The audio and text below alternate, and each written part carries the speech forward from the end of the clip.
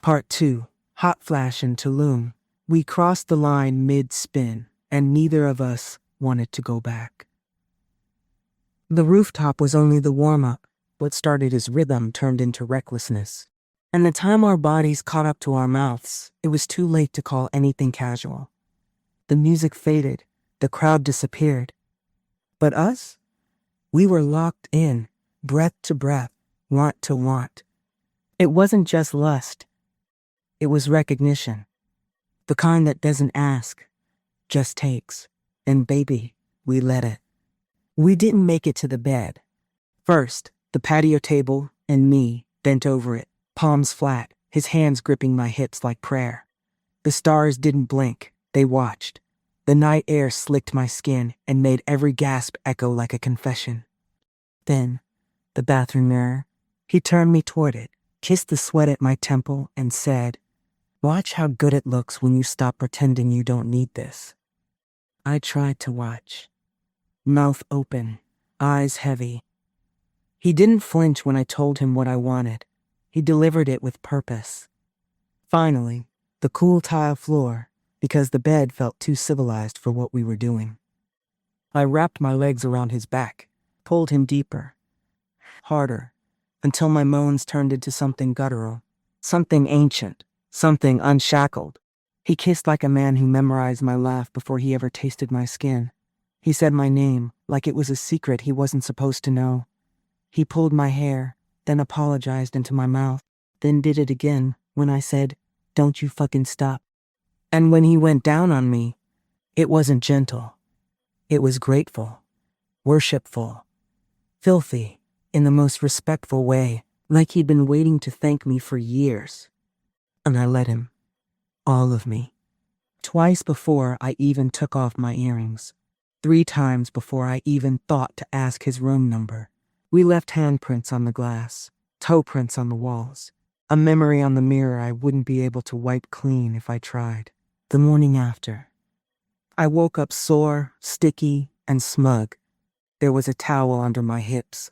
The fan was still on high. The fruit plate, half eaten, mango juice drying like a second skin on the rim. And Reese? He was sitting at the edge of the bed, already halfway dressed. The sun hadn't even cleared the horizon. Neither of us meant for him to stay. But whatever we did last night, it knocked us both into a coma. He caught me watching him. Smiled, slow, crooked, knowing.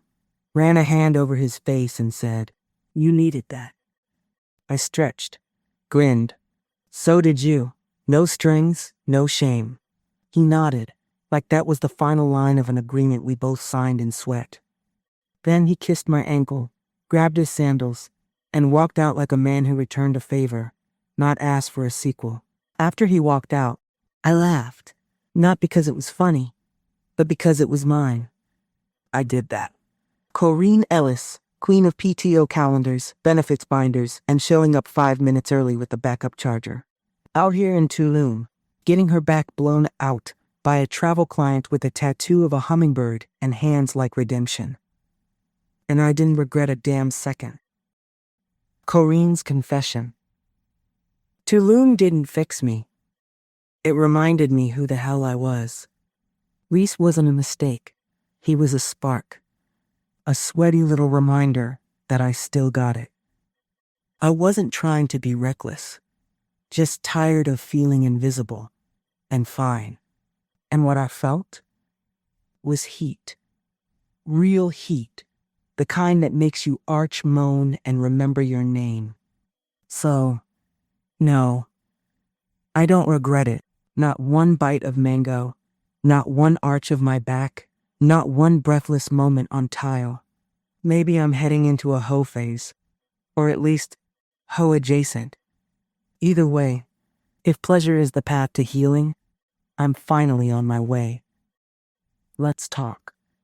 Think you saw that coming? Drop your prediction in the comments. I want the receipts. And if you didn't even try to guess, tell me this instead. Have you ever had a night that made no damn sense on paper, but somehow healed something you didn't even know was bleeding? Drop it in the comments. Let's unpack the mess, cocktails in hand, truth on the table.